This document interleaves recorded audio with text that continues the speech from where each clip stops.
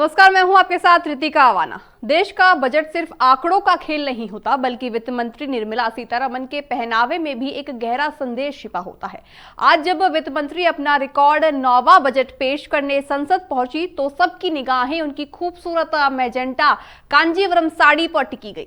2019 से लेकर 2026 तक हर साल उनकी साड़ी भारत की अलग अलग हस्तशिल्प कला की कहानी कहती है। आखिर इस साल की मैजेंटा साड़ी और पिछले सालों के सिल्क संदेश में क्या खास है, आइए जानते हैं इस रिपोर्ट में।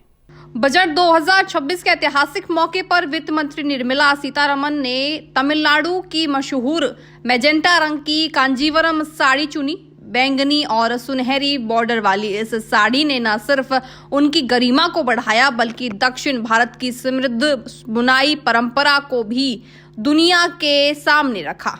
पिछले साल यानी 2025 में उन्होंने बिहार की मशहूर मधुबनी पेंटिंग वाली ऑफ व्हाइट साड़ी पहनी थी। ये साड़ी उन्हें पद्मश्री विजेता दुलारी ने उन्हें तोहफे में दी थी, जिस पर बनी मछलियां खुशहाली और तरक्की का प्रतीक थी। वित्त मंत्री हर साल अपने पहनावे के जरिए भारत के किसी न किसी राज्य की समृद्ध विरासत और वोकल फॉर लोकल का एक गहरा संदेश देती हैं।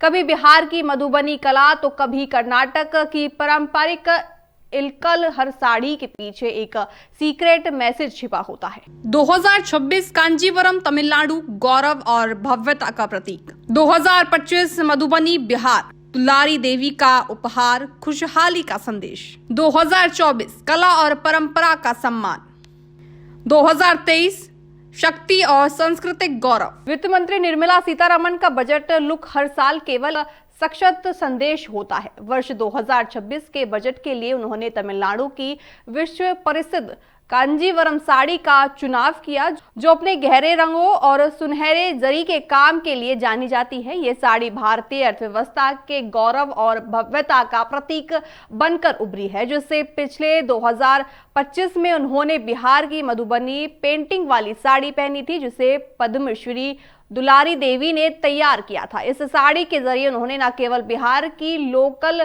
कला को वैश्विक मंच दिया, बल्कि खुशहाली और ग्रामीण विकास का संदेश भी प्रस्तुत किया।